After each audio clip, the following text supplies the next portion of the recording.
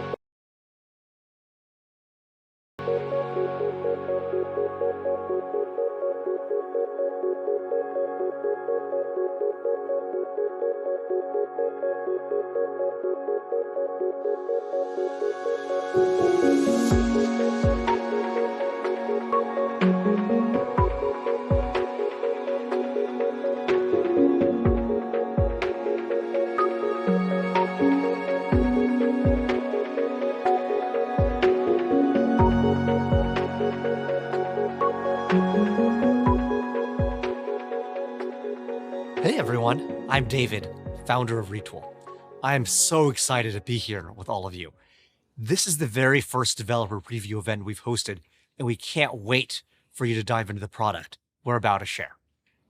Today, we're introducing the newest addition to our developer platform, Retool Workflows. Retool Workflows is a brand new way to build automations, cron jobs, and even simple ETLs designed specifically for developers. But before we dive into workflows, let me tell you a bit about Retool and why we care about this problem. Some of you may be familiar with Retool already. Retool is a different way of building custom internal software. Using a bit of JavaScript and SQL, you can quickly build whatever apps your team needs. Operations teams are used to waiting quarters for a simple app to get built. As a developer, sitting next to them, you can now build 5 or 10 of those apps in a single afternoon. Every company runs on software. In fact, software is the primary lever a company has for operating better. If you think about why a company like Brex or DoorDash is so effective, it's because they've developed phenomenal internal software to power their operations. So Brex can get you a credit card number in 60 seconds. So DoorDash can deliver 1 million meals a day. Software needs to be customized to the way your company works. And when it is, your company operates tremendously better. Take, for example, Brex. They knew that their core difference compared to traditional banks was getting their customers a credit card number within 60 seconds of sign up. To do that, Brex needed to be operationally excellent. They needed to generate credit card limits instantly, such that the customer was ready to go immediately. That's a whole constellation of tools that Brex has built, all inside of Retool to help them scale so quickly. Another example, DoorDash. When we think about why DoorDash is so successful today, the answer is operational excellence, achieved through stellar internal software. They launched new programs such as new driver incentives and bundling orders, all extremely rapidly. And that was only possible because they were able to quickly build out internal software, powering all their internal operations. And there are so many more examples. At Snowflake, the compliance team and all the managers used to spend 1,000 hours every quarter combing through spreadsheets in order to comply with regulations. Now all that's been automated away with a few apps that work seamlessly together. Companies like these, ones that invest in custom internal software to run their business, have a tremendous advantage over those that don't. But building internal tools from scratch is often hard to justify spending engineering time on. Retool dramatically reduces the time and effort required to build internal tools. Over the last several months, we've added hundreds of new features and improvements to make the Retool platform even more powerful for developers. Our component library now has over 100 components specifically optimized for internal tools. For example, we recently improved our forms, so now you can generate one from a resource in 30 seconds with built-in validation. We also launched debug tools and improved source control support, improving the debuggability and productivity of all developers on Retool. So now you have the power of a visual programming language, but also the flexibility of code. We serialize your apps to YAML and give you full version control capabilities via Git.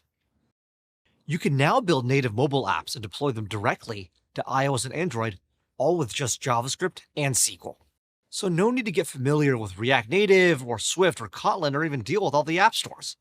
Just build in a Retool and deploy it seamlessly to all your employees. But we know that internal processes don't just stop at the front end. They're made up of a ton of subsequent actions that move data from one place to another, that respond to customer behavior, or that connect tools and teams all across the company.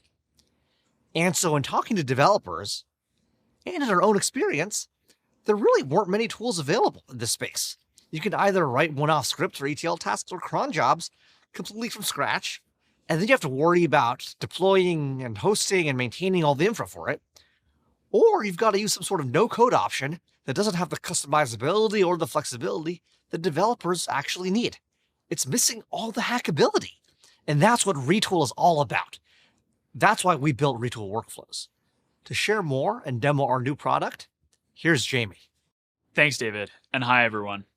My name is Jamie, and I'm the product lead for new products here at Retool.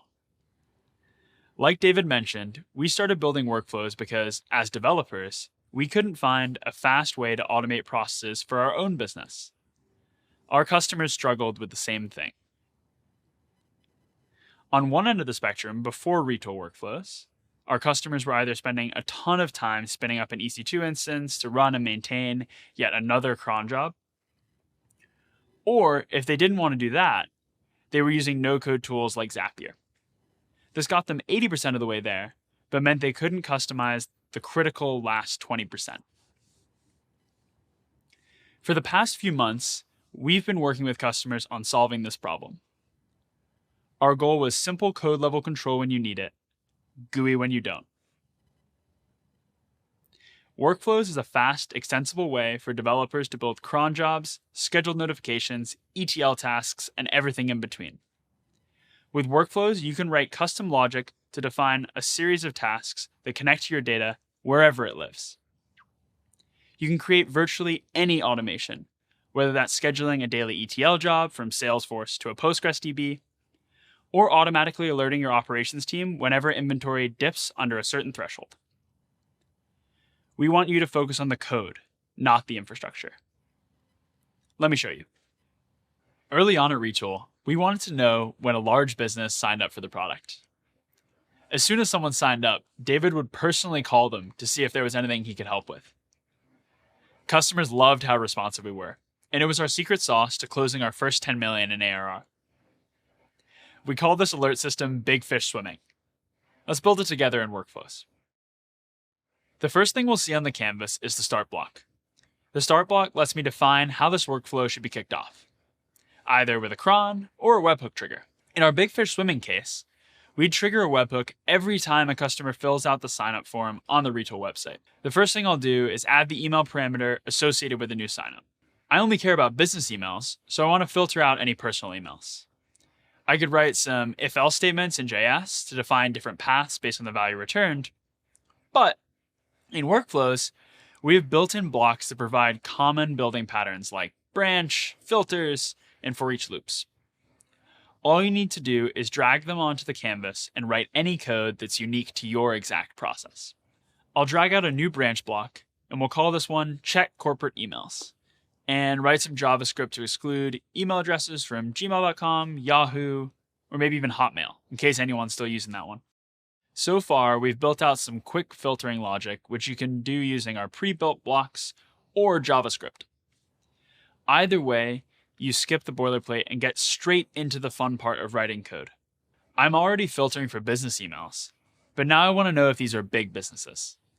After all, we can't have David calling every company. So I'll probably need to get some important company data, maybe like industry, location, company size. I'm going to do that by calling the Clearbit API to enrich these emails. We can drag out a query block. Let's call it Add Company Data. And I'll select the resource I need, Clearbit REST API. And then let's update the query to include a URL parameter of the email with the value startTrigger.value.email. I'll go ahead and run this step by clicking the play button in the block header. Here, we're immediately getting the result from Clearbit and can explore the person and company objects returned in real time. So now we'll want to trigger a Slack notification to let the team know when a new corporate account has signed up. In this block, I'll want to select our new sign up Slack channel and write up a message to have triggered for each new user. Maybe a simple alert where we relay the name and size of the company. The critical thing here is we can directly authenticate to and call any resource, whether that's Clearbit's REST API, or internal services, or any third-party integration like Slack or Salesforce. This lets you skip having to deal with all the repetitive code that comes from setting up OAuth flows or getting the right driver library set up. All the stuff that comes before you actually get started writing business logic. Now let's go ahead and deploy this workflow and run it to test that everything's working. Great. It looks like I just got my Slack notification, and I think Microsoft just signed up. So everything should be working perfectly, but if not, I can run my run history on the left-hand side, and logs will populate along the bottom in case I need to check out some console logs and go in and troubleshoot.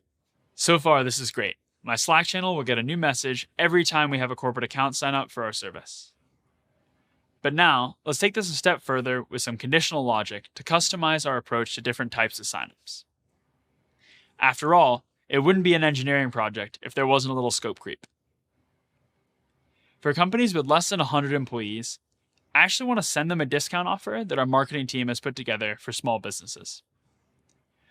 Before Workflows, your ops team might have needed to check for new signups and manually send this email, or update Salesforce fields by hand in order to trigger automations in something like HubSpot. Now we can build this all in one place. We'll go ahead and drag out a new branch block from our Clearbit call, and we'll call that check company size. We'll have our first statement set to trigger an action if the company size for the new signup is under 100 employees. Let's go ahead and write some quick logic, and then drag out a query block and select the SMTP resource to draft the offer email. I'm going to go ahead and give this a subject, maybe a special offer for you. And let's set the recipient address to reference the email from our signup. We'll reference our start trigger again to personalize the message with the customer's name, and then include the offer details in the body of the email. For all other companies, we'll just send those leads directly to our sales team to triage in Slack. Let's add an else statement and replicate our previous Slack notification where we can just write another simple message. Okay, it looks like we've built out the whole process. For the sake of this demo, let's just grab the curl and paste it into the terminal to simulate a new signup. Let's try adding my email in the body, jamie@retool.com, and go ahead and run it. And it looks like I have a new email. To recap, while this is a relatively simple workflow we threw together in a few minutes, we're eliminating the need to auth into several different services and making it easy to read and write data to any data source, all without having to spin up any new infra or boilerplate code. And we just built one kind of workflow. But the types of automations you can build in workflows are endless. We think Retool Workflows is very different in 4 ways. First, with functions, you can query resources directly with code. This gives you infinitely more flexibility than using a point-and-click interface. And because it's code, it's fully reusable. You can share it across different workflows. Second, Workflows slots directly into your software development practices. You can send logs to Datadog, get alerts in Slack, or set escalations in PagerDuty. That way, you can immediately be notified if anything's gone awry. You can also source control all your workflows via Git. Third, when you're writing a one-off script, security practices aren't usually top of mind. Workflows provides you with granular access controls, environments, credential management, and secure sandboxing all out of the box. We've thought deeply about all the scalability so you don't have to. Lastly, we're all guilty of running our business with dozens of scripts on a random EC2 machine. Even worse, it's on some MacBook with a post-it note that says, "Please do not close." You think this is a joke, but this actually happened to one of our customers, and it took down their business. Now you can manage all of those running jobs from the same platform, in the cloud, or in just a few weeks, self-hosted in your own VPC. Back to you, David. Thanks, Jamie. I am so excited about the launch of Retool Workflows.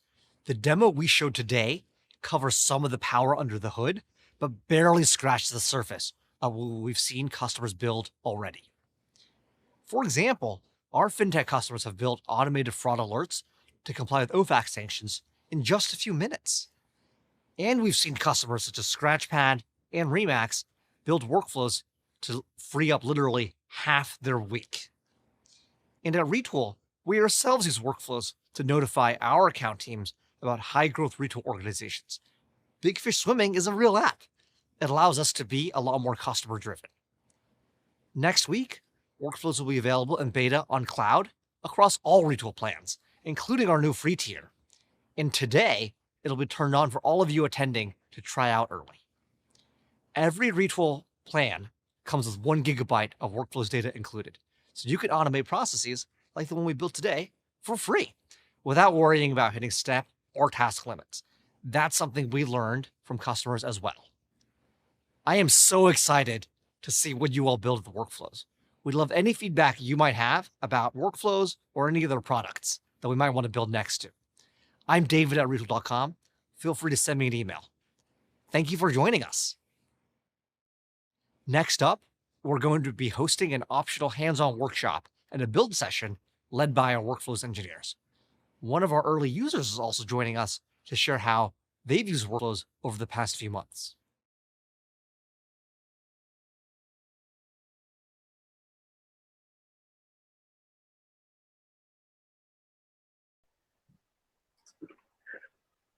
All right, folks. Thank you so much for hanging out with us this morning. My name is Kevin Winnery. I'm the head of developer experience here at Retool. And I'll also be your MC for the live part of the show here this Tuesday morning. We are incredibly excited to give this group a first ever look at the new Workflows product. And how we're going to do that this morning is as follows. So we're going to start off by having a little bit of a slower walkthrough of the platform where we'll actually build together live to show kind of how you would put together a workflow using the product that's available today. We'll also have a special, very special guest, John from one of our customers, Modern Milkman, who's going to talk a little bit about how he's been starting to use workflows in his daily work, and you'll actually get a sneak peek of what he's been working on. And then finally, we'll invite the entire Workflows team. Well, you know, a subset of them anyway, maybe not the entire team. That would be a pretty big group. But we'll invite the folks from the call back on for some Q&A at the end of the presentation, so you can ask any of the questions that you might have. I'll preempt some of the big ones right now. One of them is absolutely, we're going to be sending out the recording of today's presentation to everybody who registered for the event. So no need to worry there. And then also as an announcement, I'm very excited about this one. Please look under your chairs right now, pull under. That means, yes, you get workflows. You get workflows. Everybody gets some workflows. Everybody who is participating in the event today is going to have the opportunity to register for 1 week of early access to workflows before we roll it out to the rest of the world next week. And that's one final thing I'll say in the preamble here, which is technically we haven't really launched workflows yet. So if you could keep workflows under your hat a little bit, next week is when we're going to be doing all the tweeting, all of the very excited announcements about the product. So if you could consider yourself under friend-DA for the next week or so, that would be great. Obviously, we're very excited about the Workflows product. We'll be sharing it with the world shortly, but to the friends that have signed up today, we're very happy to get you access. So this job of kind of introducing workflows to the world it's a pretty big job, and it's not something that I could do by myself. So I do have a couple friends here to join me this morning. And the first of them is Dimitri. And Dimitri is the technical leader for the Workflows product. And Dimitri, if you wouldn't mind joining me up on the virtual stage, let's say hi and introduce you to the rest of the audience today. And while he's doing that, I'm actually going to head over to the chat and kind of see how we're doing here this morning. Yeah, I know. How did I get workflows underneath the chairs? That's an excellent question. It was tricky to actually get it out there right away. So Dimitri will eventually be able to join us. Sorry for the little bit of a technical snafu. Wouldn't be a live event if we didn't have a minor shakeup with the AV as we got started. And there we go. It's Dimitri. Hello. Sorry about that. Not a problem in the slightest. How are you doing this morning? I'm doing good. I feel like I was sold a little bit of a false bill of goods. I was told I'd be on with Oprah, but I'm starting to realize maybe that was only the GIF.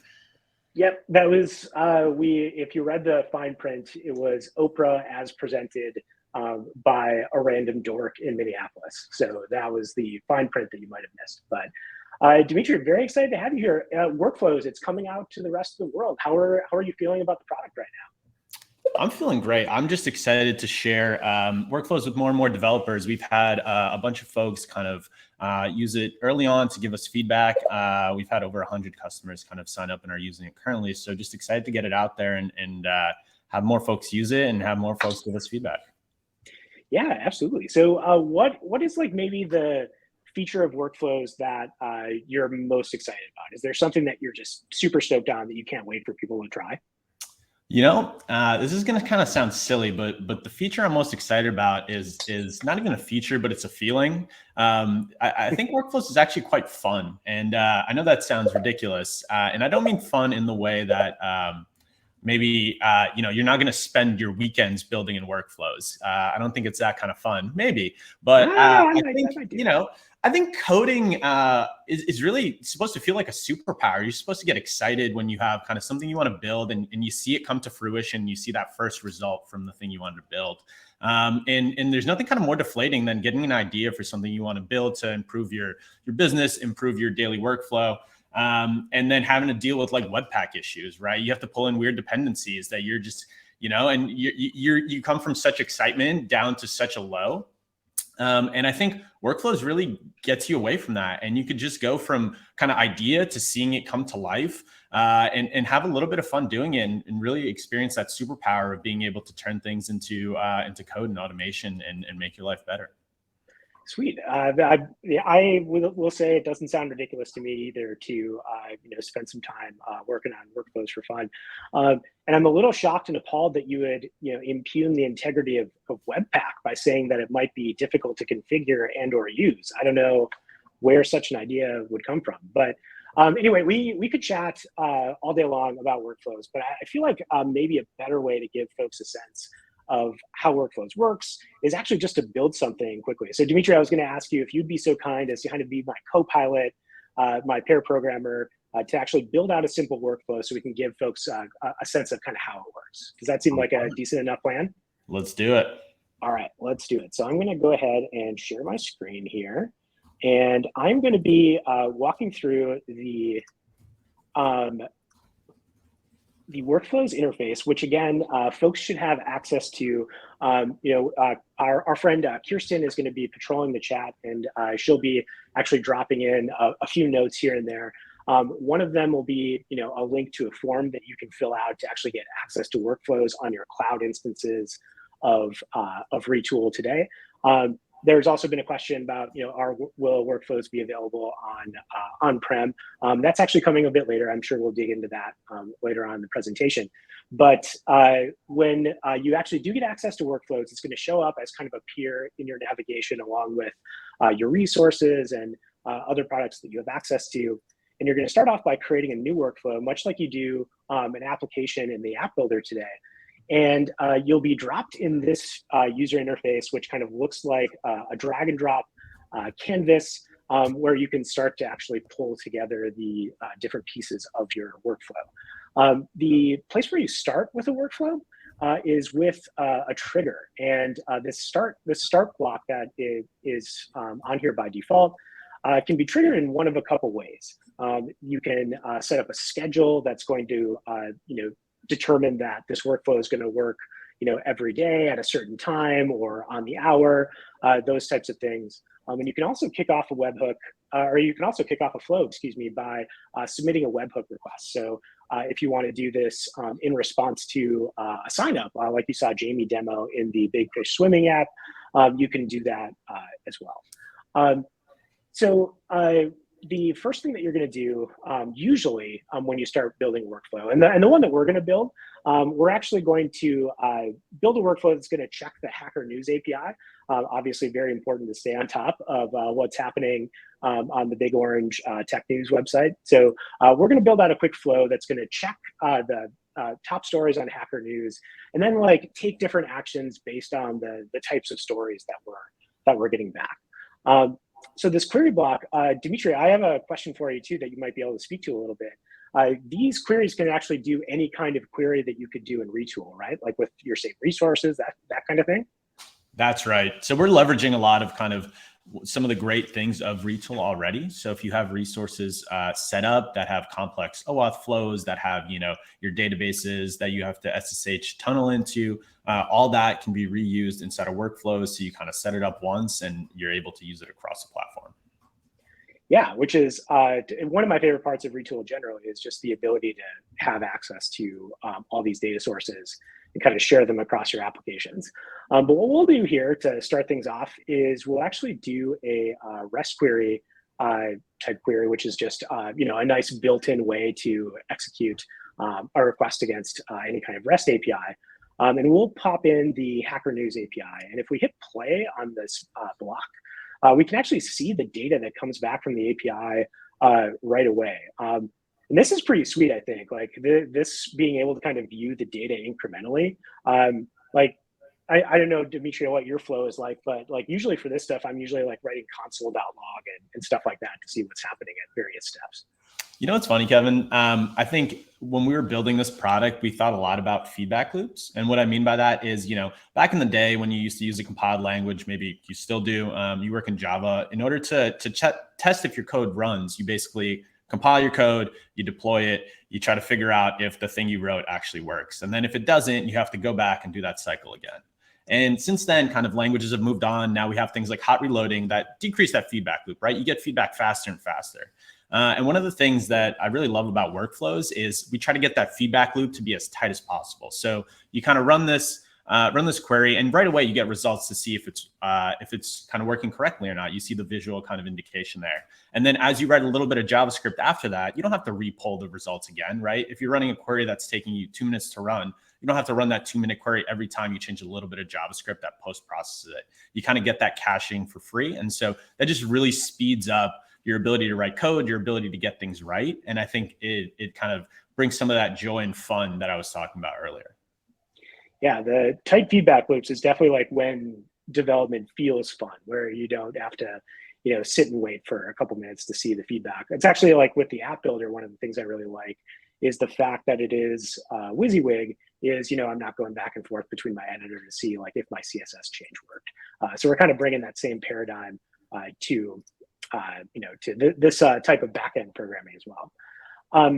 So when you're creating new blocks, there's a few ways to do it. We'll actually want to like take this result from the Hacker News API, and we'll, you know, apply some more logic to it to actually work with this data.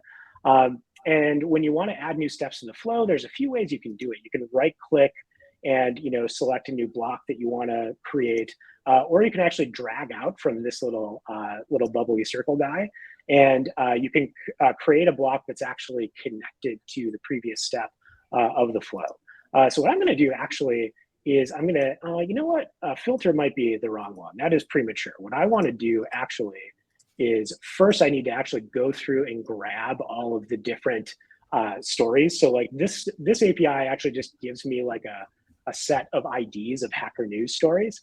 To actually get the data, I need to go through all of those IDs and actually pull down the story details for all of those. So for that, I'm going to use a block called a loop here. And the loop, you could definitely write, you know, loops in JavaScript, and that would all work great. But there's this nice like high level way of executing a query for every item in a set of data. So the iterable here is going to be query one. So this is the thing we're going to loop over, and it refers to this previous step in the workflow. And I'm actually going to be able to run any kind of query I want in response, or like sort of as the step in this iteration. In this case, I'm going to use a REST query just like we did before, because I actually want to do another API request to get the results of the of getting the data from the Hacker News API. But this time I'm going to have a detail URL that I'm going to be fetching via a GET request. And because of the very fun sort of double mustache templating language that you can use across Retool, I can actually dynamically insert a value into this GET request, which, as you can see from this documentation up here, there's sort of these magically created value and index variables, which I can access during the loop. So I can do that to actually get the value of each of these Hacker News stories. So if I hit run, that's going to actually once again give me a preview of the data, so I can see oh man, here's all the Hacker News stories associated with that first query that I made. And by the way, I was kind of remiss when I kicked things off here. This flow that I'm building right now, when we email you after the event today, we're actually going to send you a link to a page in the documentation which has the JSON for this flow and a full walkthrough video of how you would do this yourself. So If you're panicking, wondering like, how am I going to recreate this? Don't worry, we'll actually send you all the instructions that you'll need yourself later today. So the loop is the way that I'm going to grab all the individual bits of that data. And then the next thing I'm going to want to do is actually apply that filter. So, as we said before, when you are creating new parts of the workflow, you can write JavaScript code yourself, but there are some of these high-level blocks that you can use. We've seen a query, we've seen a loop. Next, we're actually going to apply a filter. And this seems like a fairly common thing. Like, Dimitri, where do you see people using the filtering in the workflows that you've seen so far? Like, seems like a fairly common thing to need to do. Yeah, a lot of times, like a simple example is pulling all your users from a database and then, maybe filtering the active ones and only sending emails or sending notifications to those folks. That's a very simple one. But I think kind of the interesting thing here is, I think folks at home might be asking, filter block or loop block, I could do that in code. Why not just do a JavaScript block and write that ourselves? And I think we thought a lot about that. And kind of the interesting thing is, I was actually super against the loop block when we started building this. I thought the loop is kind of the simplest thing you could imagine doing in code, right? That's the first thing you learn when you learn how to program. But the funny thing is, languages have evolved to a point where it's actually not that easy to do a loop. So in JavaScript, they have this for each construct, which is sort of what people reach for and what we saw customers reach for in the beginning. So you have, a list of users and you say for each user, let me do some kind of REST call. And because of the way JavaScript has evolved, you actually, need to put a promise inside of the for each lambda. And then it turns out that the for each lambda actually doesn't return the promise because it expects a side effect. So we saw people getting into all these kind of corners of languages, of async await, of these kind of, streaming situations. And the loop block actually kind of does something that's really cool, which is it provides a really low floor for our product. Low floor meaning you don't have to know that much about JavaScript or async await. You could just loop through stuff without going through pages and pages of documentation. And so I've really come around on the loop block and some of these simple constructs like the filter block.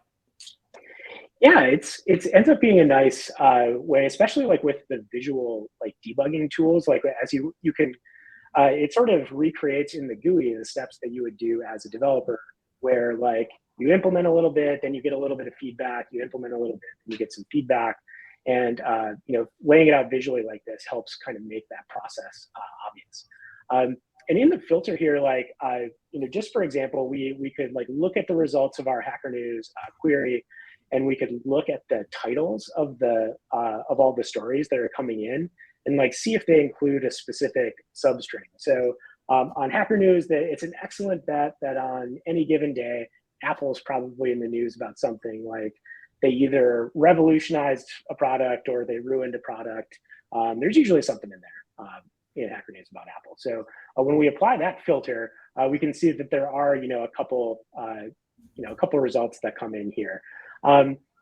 So we actually, there's tons more to do. And even with this flow specifically, if you look at kind of the hands-on activity that we put together for you, there's a few more steps that we'll go through, which will cover the branch block, which you can kind of, execute conditional logic based on the data that exists in the flow. And we'll also take a look at functions, which are a way to sort of encapsulate commonly used chunks of logic that exist in your application. But to keep the trains moving a little bit, and we have a special guest who's joining us from far away, we probably won't build out the entire thing. But when we send you the hands-on activity that you can use to try out workflows for yourself, you can build out those last couple steps too and see how those pieces of workflows come together as well. So for now, I'm going to flip back here, stop sharing my screen for now, and actually temporarily say goodbye to my friend Dimitri. Thank you very much for joining us this morning. You'll actually join us for the Q&A session in a little bit, won't you? Is it cool? You mind hanging out a little bit and joining us in a few minutes? Of course. It's been a pleasure pair programming with you, Kevin. Awesome. Yeah, I appreciate the help. There's a high degree of possibility that I messed that up. Thankfully, we got to see a few things, but we'll say goodbye for now, and then we'll actually have another one of our close friends that's been using workflows extensively to join us. So John Hughes, if you would be so kind as to join the program. That would be great. John, hi, how are you doing, sir? Hi, Kevin. How are you? I'm good. Excellent. Yeah, it's great to see you again. So, John, would you mind kind of introducing yourself to the folks on the call today about just kind of who you are, where you work, and kind of what your role is these days? Yeah, of course. So I help found a company called the Modern Milkman in the UK about a little less than 4 years ago. Nominally, I'm the chief strategy officer. I prefer to call myself the head of Barbarian Code, as anyone who was at the Retool London meet last week will know. I'm not a developer by trade, but in the last 3.5 years, we've grown so quickly that we couldn't possibly build all of the tools that we need as we've gone along. Our developers are very focused on our internal microservices and our front end apps and website and our driver app as well. So in a lot of the operational tooling that you need along the way, we've had to develop through Retool. So we were extensive users of the Retool app before Workflows was introduced. I was always giving them product suggestions on what I'd like next, etc. And then they gave me access to Workflows quite a while ago now. I think we've built around about 150 workflows so far. Wow. Okay. So you are literally the workflows expert, even inside Retool. I find it hard to believe anyone's built more than you at this point. That's wow. Are they like in production? Are they doing work for you already? Yeah, quite a lot of them are. And tonight, to show you guys, I'm actually going to put one live as well. So I'm going. I've written it out, and then I'm going to put it into production as soon as we finish. Yeah. Okay, that's awesome. So one bit I'm pretty excited about, you're actually going to share a few thoughts before you dive into some demos of workflows, just about like how you kind of think about this work, right? Like, let me pull up your notes for you so you can have those to check out. So let's go ahead and share that, and yeah, just kind of set it up for us. Like, how are you thinking about workflows in your business right now? It's more how I think about Retool. So I think that Retool allows developers to focus on the stuff that they want to build. So I think a lot of developers like building APIs. Front end developers like playing with the front end, etc.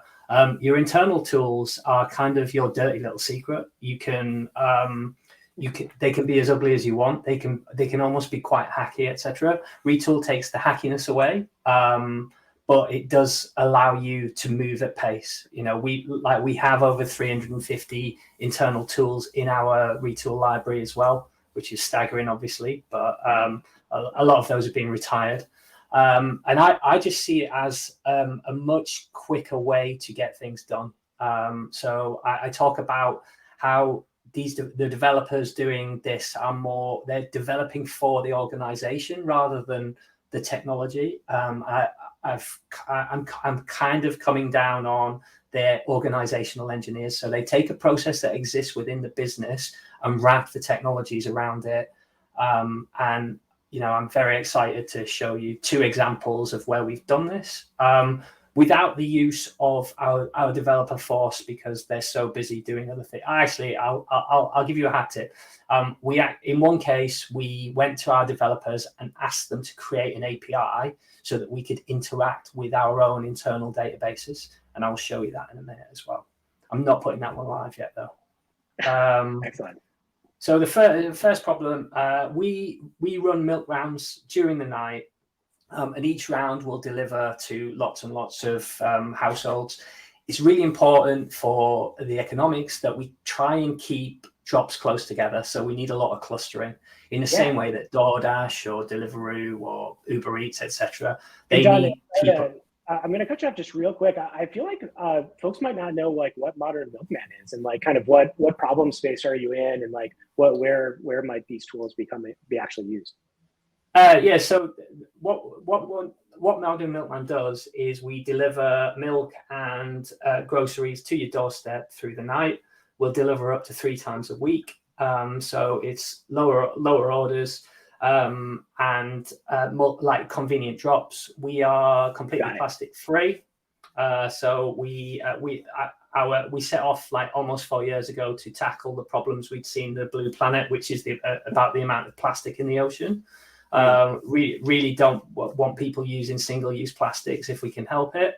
And so we looked at the milk round and we were like, well, why did this ever go away? It went away because people didn't carry cash anymore and people lived more erratic lifestyles. So we built apps to mediate that. And obviously, when everyone got locked in their homes in the UK, things exploded and we couldn't build things fast enough, which is where Retool came in.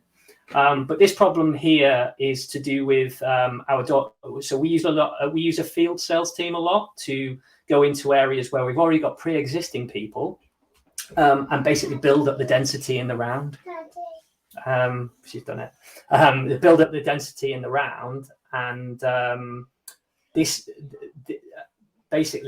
would mean that like if we can get customers closer together, it would be it's more economical because drivers don't have to go as far. Yeah. Now with the field sales team, they couldn't.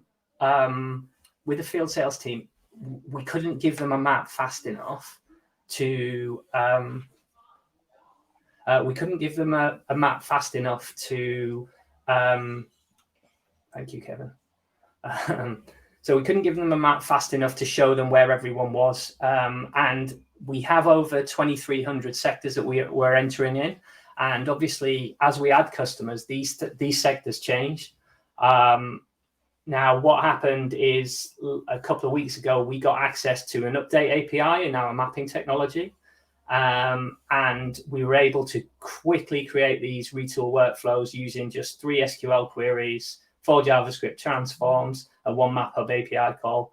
And Dimitri Nava, who has helped me an awful lot on workflows, will be pleased to know that I've actually used a function in this as well, where I've wrapped up one of my ugly queries so you guys don't have to see it. So shall I jump in and share my screen? Yeah, that would actually be perfect. If you wouldn't mind showing us this one, that would be super awesome.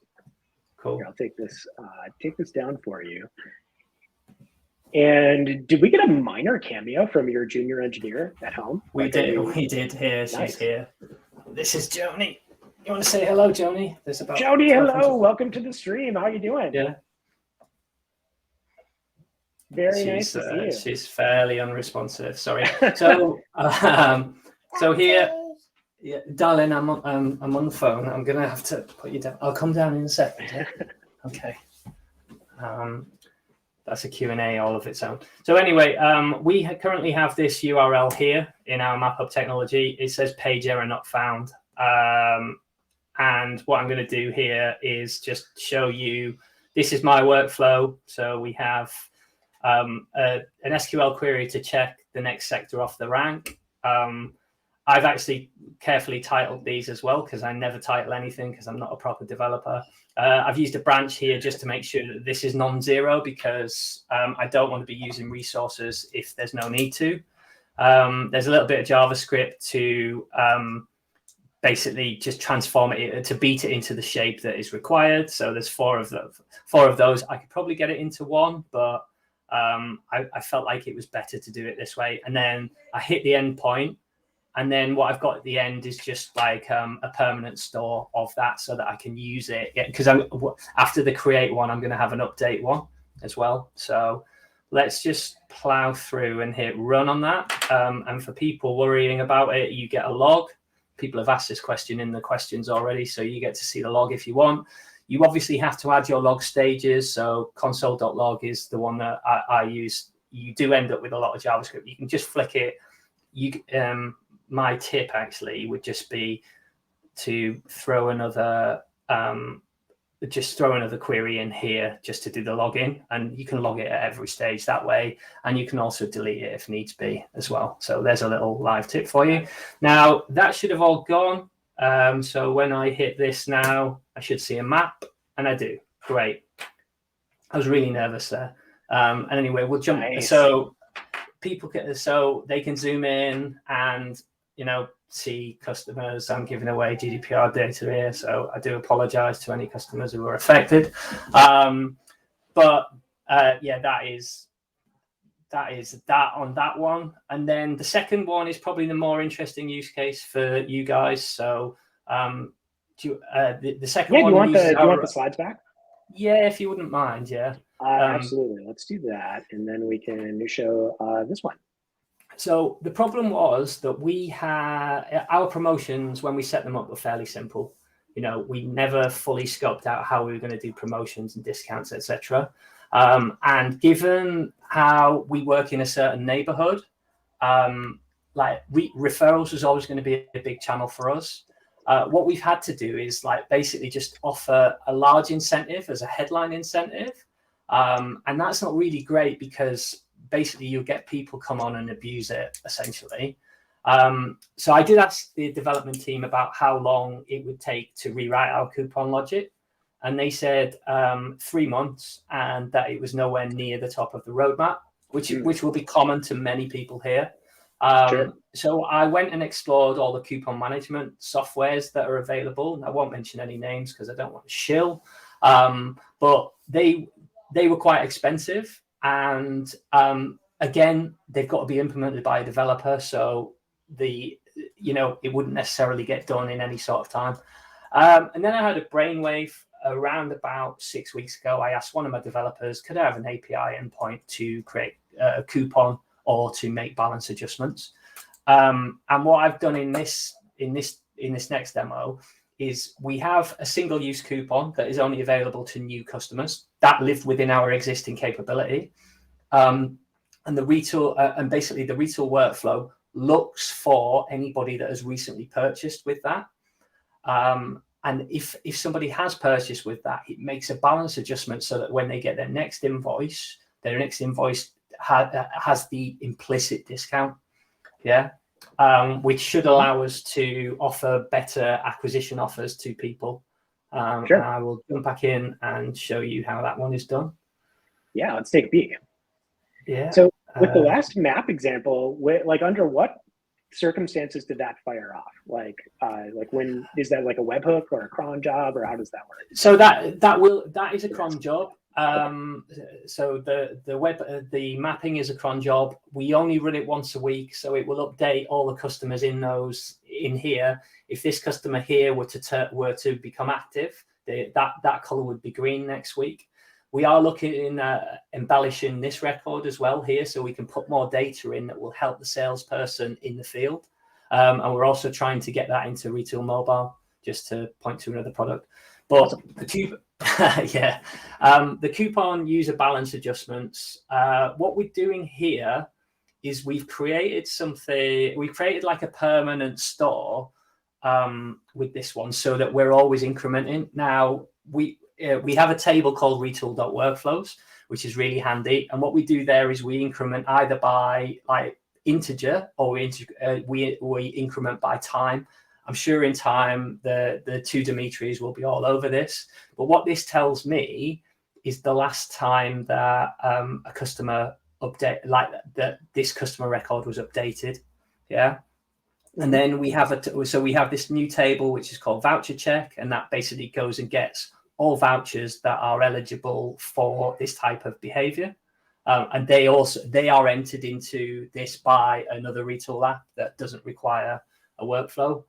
And then from there, we get customers with vouchers. So it's matching all the conditions that it's taken from the previous things. And it's found one customer, which happens to be me.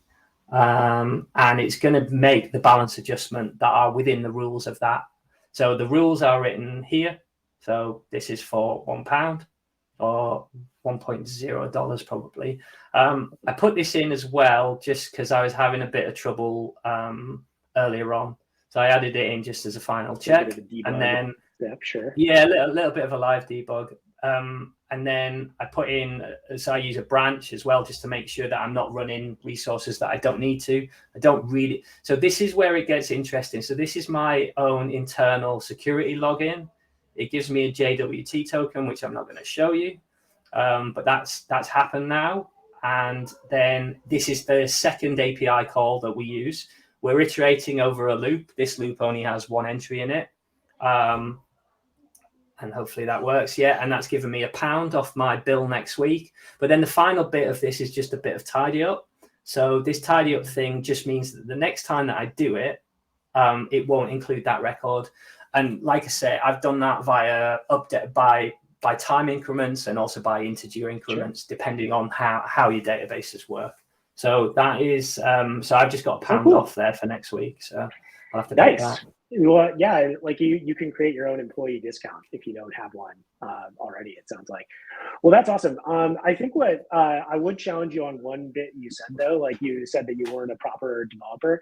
I think anybody that solves problems with code is a developer. So if it makes you feel any better, you are as developer to me as I could, as anyone that I would imagine applying that label to. And if you would be so kind, would you mind hanging out a little bit? We're actually going to invite all of our friends back to join us on the stream. We'll do a little bit of a Q&A. So we'll ask. Should I get my daughter back as well then?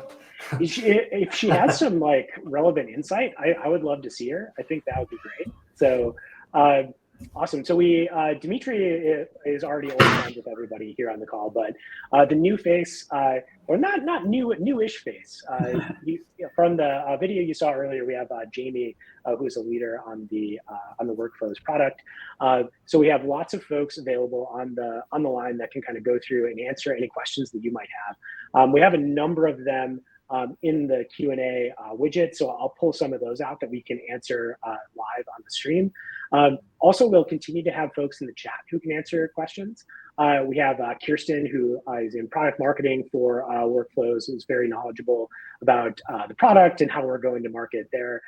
We also are pleased to have Eka, who is our head of product at Retool, who's been hanging around in the chat, also answering questions. So we have lots of folks around who are able to answer any questions that you might have. So let's go to the Q&A. And I'm going to just pick out a few that I can offer out to the audience. And we actually do, on the Retool side, have the ability to sort of download these questions. So we'll try to get to as many of these as we can asynchronously as well, in addition to what we can do here. So we have a question here. It doesn't seem to be available on my cloud instance yet, from Bastion. This is in the chat. I think Kirsten has actually already dropped in the link a few times, but there's actually a form you can fill out to get access to Workflows. And then after the event today, we'll go through on our back end and just give everybody access to Workflows who is in attendance at the event today. So that is the way that you can actually get access.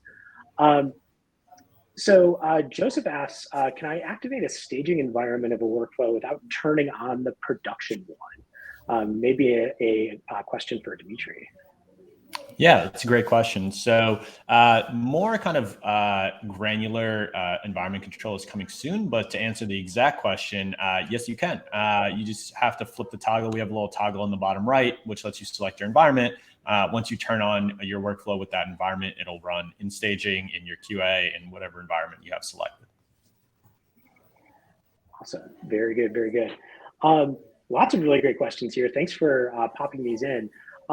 How will Retool manage SQL resources when, for example, creating multiple records within a loop? And I think there's probably a few things to unpack there, like maybe connection pooling, or like there's various ways in which like resources might accumulate. Like what could you say maybe about the resource management or connection pooling or like that side of things while you're looping through and doing SQL queries? Yeah, it's a good question. Connection pooling is another one of those things that makes sometimes programming not as fun, especially when you're trying to just get something done. So on our side, basically when you're looping through, we didn't get to show it in the demo, but the loop block is really just JavaScript code that we've written for you, and you could always kind of look at that JavaScript code and actually edit it if you want to. So by default, our loop block will execute things concurrently. So if you have 100 things, we'll try to create those 100 connections at once, obviously using connection pool in the back end. So, we'll probably create 10 connections to your database and start to queue up those requests. But if that's not something that is kind of sounds appealing to you, you could always change that code and stick a little await in that loop and it'll start to execute synchronously. And so there's no concerns about too many connections or overloading any resources that way. So totally configurable. Awesome. Thank you very much for that. And Jamie, I'm actually going to throw one your way because I think there's an answer for how it works today, and then maybe a different answer for how we see it working in the future, which is, can a workflow be triggered by a Retool app, like something you build with the app builder? Yeah, I mean, I was looking at the chat, and I think a lot of folks are really excited about how we're thinking about bringing these two things together.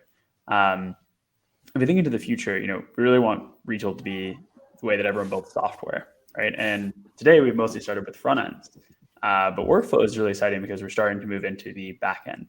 And so the big thing that we'll be focusing on next is really how do we integrate UI with automation. So today, if you want to grab, the webhook, like from Kevin's app or the one that I walked through before, you can grab that, toss it into a REST API query in Retool, and you can run that. And we've already seen, folks, John did that first, and then a number of folks have done that since. And that is definitely a pattern that we want to continue to invest in. So that's a very hacky way to do it now, but you can expect a ton to come from here as we start to think about going from just pure automation into automation plus UI and all those sort of human in the loop type processes. It's a big focus for us over the next few months. Yeah, I was going to say, I did the first one of those about 4 months ago and sent it to Tammy on a Sunday night. So just to cover Dimitri off as well. So at the weekend, I was writing essentially API calls to workflows to get them triggered. And it's amazing once you do it. So.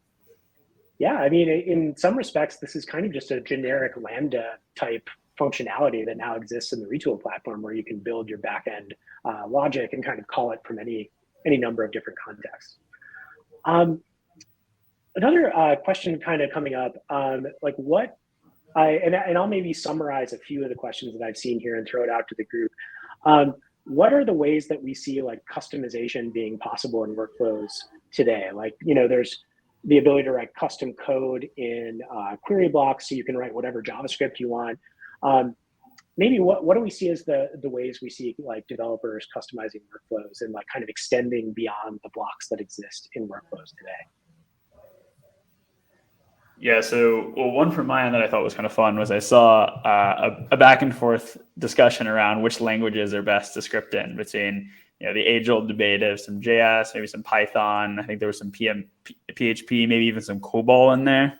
I don't think COBOL support's coming anytime soon, but the other ones definitely. I think we really want to enable folks to be able to use languages they're comfortable with and to be able to sort of have a lot of hackability in what they're writing. So today, we've really thought about that with JavaScript and being able to write custom code for those logic blocks.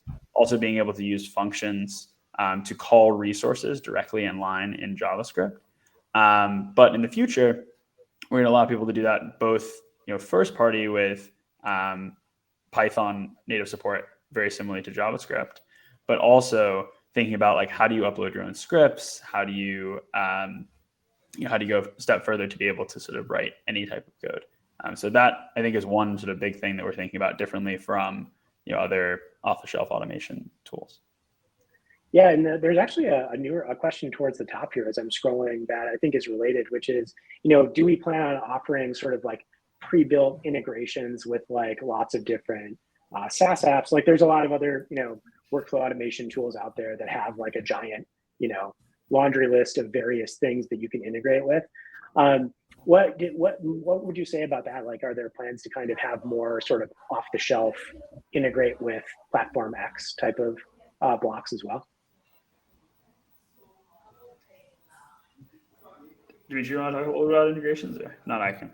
Yeah, I can talk about it. I think the way we think about it is very kind of reminiscent of the Seymour Papert quote, where you want to have products and technology that have low floors and high ceilings. And I think where we always start is the high ceiling, where you can integrate with all these apps for sure, right? Via REST APIs, via anything that they offer. And so we want to make sure that the hackability is there. And then as we start to lower the floor, we build out these integrations. And so definitely these integrations are coming. We want to make sure it's as easy as possible to get started with any use case you have, with any SaaS tool that you want to connect to. And we're going to have that out of the box. But for now, you might just have to hang with some API calls to some of the ones we don't support yet, and then shoot us a note, and we'll get on supporting the resource that you need. Awesome, very cool. And there's, I think, a pretty important question here around like what if any guardrails might exist that would prevent you from like having a workflow that might go off the rails and like slack the entire company when you're testing. Our friend Owen is asking for a friend, but I think we've all been there of making the SendGrid integration go haywire and emailing a million people, that sort of thing. Like, are there any affordances in the platform that'll help prevent that from happening? Yeah, so I think with workflows, we really want to figure out how to make the slot really nicely into your development workflows. And so a lot of the cases where those things are happening is either there's some error, or you're not able to test it thoroughly ahead of time, or maybe something's changed and it hasn't been properly version controlled. So those are some major things that we're thinking about, particularly as it pertains to testing, being able to have different environments where you run this. You can have a testing and a staging environment and a production environment, so that you don't have to test live in production and just like spam out to Slack. You can use your own resource. On the sort of changing workflows, we're going to be rolling out version control with Git, so that folks can really have this right where they're versioning all the rest of their code. And on the sort of test and debugging side, like we really want to make that experience first class in terms of how you're doing like logging and all the other sort of tools that you need to be able to build those workflows. So hopefully there's a lot of coverage for those types of cases. And if you do get into trouble, we're always here to help out and do some recovery with you. Yeah, awesome. We'll do our best to keep those things in mind and prevent the reply all equivalent of workflows. All right, so I think we're a little bit over time, and we want to. It's getting late for John, and certainly folks have lots to do today. So we'll cut it off here. But a couple of closing thoughts. Number one, if you were registered for the event today, you'll be receiving an email with information about how you can get access to workflows, which you will be able to sort of use and experiment with over the course of the next week or so before we do our sort of more public beta launch coming up next week. So would definitely love to hear any feedback that you have. The email address that is actually sending that message is an email address that you can reply to. I think it might actually be Jamie. Like, is it literally Jamie at Retool that you will be able to spam? So congratulations, you now have Jamie's email address, and you can ask him any questions that you want. Maybe like your Wi-Fi is broken and Jamie could like help you troubleshoot that. Like, we encourage you to reach out with any of those types of questions. I'm here for all of it. Here for all of it. But also, especially what we'd really love to hear is just feedback on the product. What's working, like what's not working? What would you like to see next? Like, we really thrive on that level of feedback. So if you have any thoughts or questions about workflows, we encourage you to respond directly to that email. You'll have the ability to get that early access. Also, there will be a link to a walkthrough of the application that we started to walk through earlier with Dimitri, with a couple more steps that you can see, so you can recreate that workflow for yourself.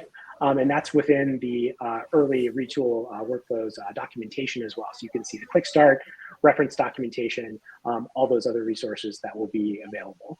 And once more, we will have the recording of this event available. I believe we'll be posting it on the Retool YouTube channel. So you can be on the lookout for that, but we'll also be sharing the recording out afterwards as well. So on behalf of Eka, Kirsten, Jamie, Dimitri, John, and thank you all very much for hanging out. I really appreciate it. We're very, very excited to see what you build with Retools or with Retool Workflows. It's going to be a really critical part of the platform that we're excited to see what you build with it. So thank you very much for hanging out today, and we hope to see you real soon. Later, folks.